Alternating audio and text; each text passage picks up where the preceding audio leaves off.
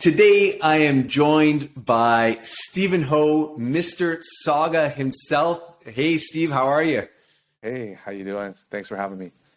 Yeah, no problem, Steve. Look, Steve, I was looking back. It's been a few months since we last connected and did one of these videos. It was actually March of 2021.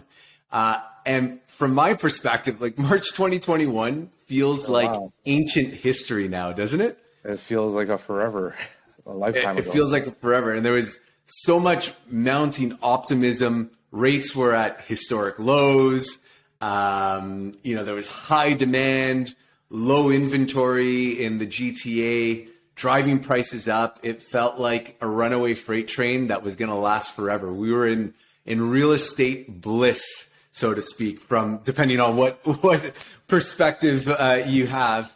And so here we are recording this late September of 2022.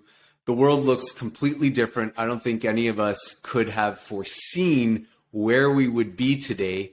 And yet here we are. And I wanted to really pick your brain and record this video. I'm kind of looking forward to your opinion because we've been all eagerly anticipating and watching those real estate numbers, that TREB releases. August numbers were released. It looked okay. I kind of gained some confidence after looking at those numbers. But like all things that are statistics, it tells a story, but perhaps hides what's important. So I think I was in thinking of how I want to approach this with you. I think I want to ask you a really loaded question.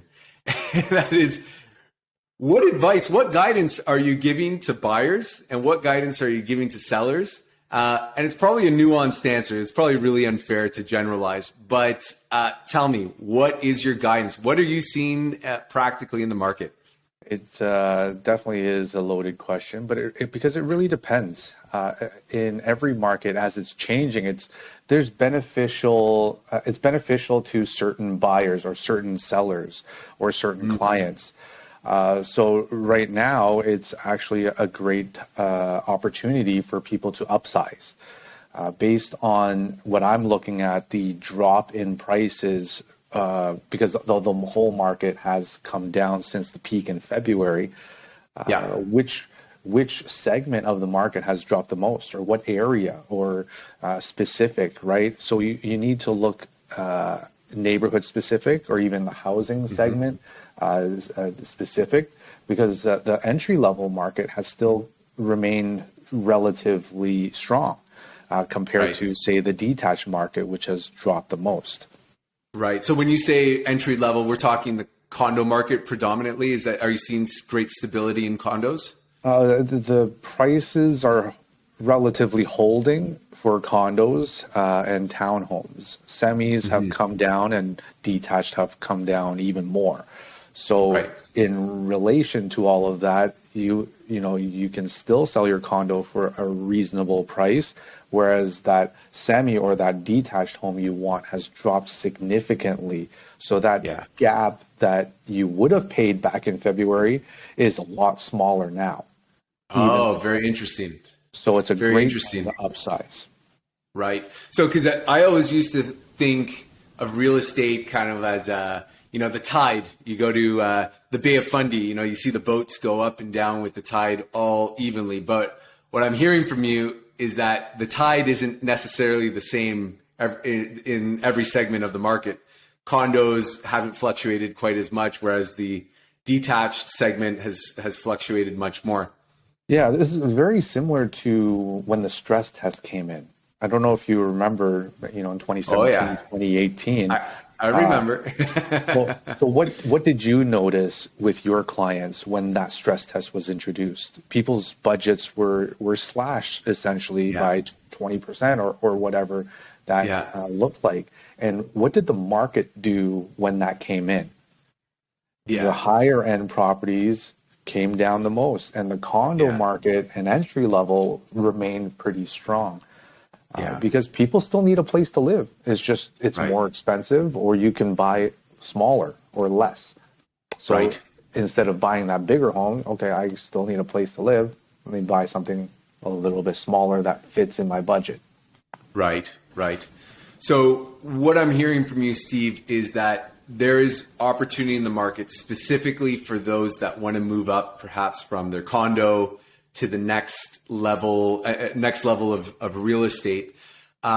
Is there a segment where you're seeing, hey, look, it doesn't really make sense to sell right now or buy right now? You should hold on and be patient.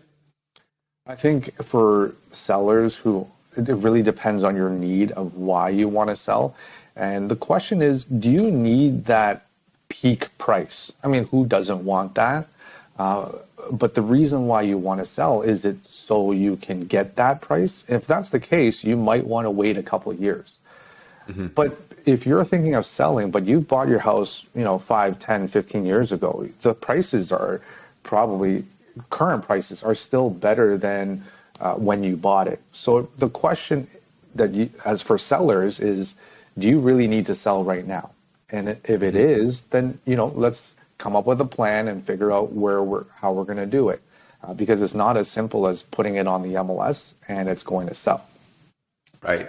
And on that point, what are the expectations?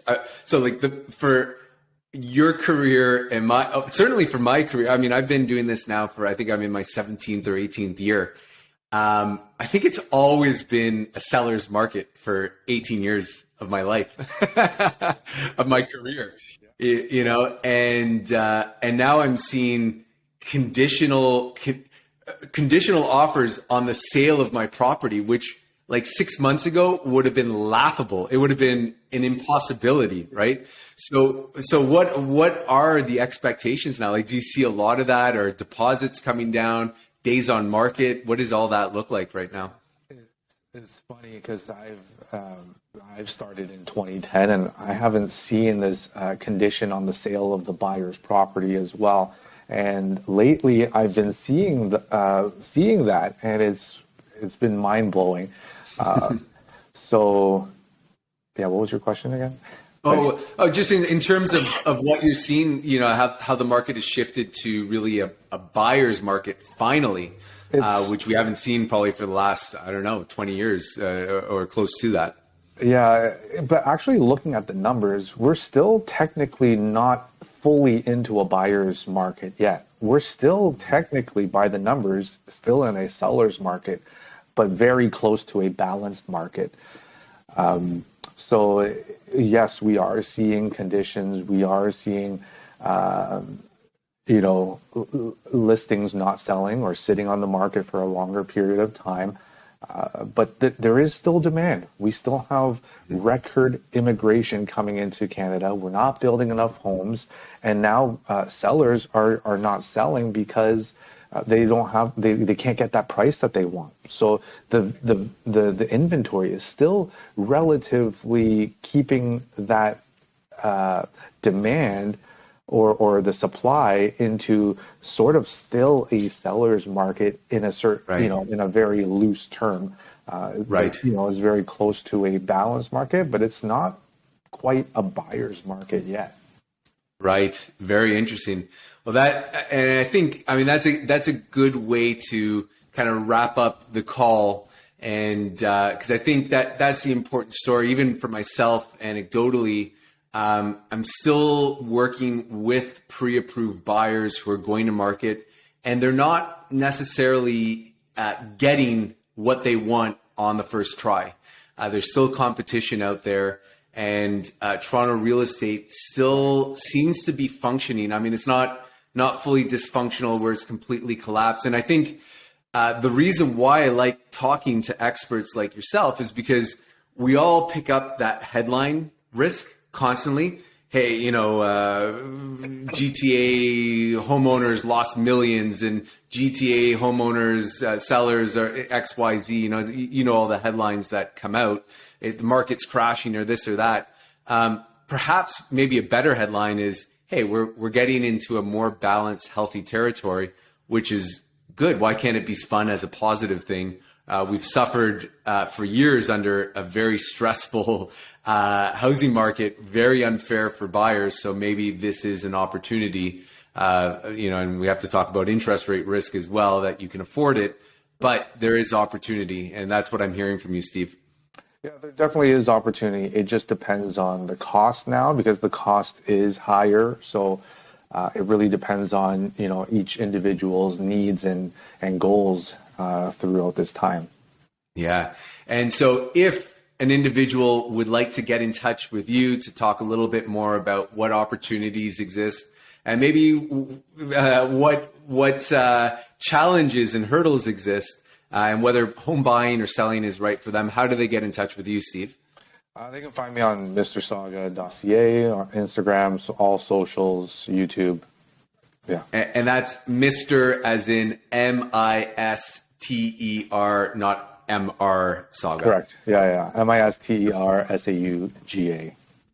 Right on. Stephen Ho, always a pleasure. Thank you so much. I look forward to the next conversation we have in a few months to see how this has all evolved. My name is Christopher Mulder. I'm a Toronto-based mortgage broker. As always, the door's open. Reach out with confidence. Bye for now. Okay, stopping.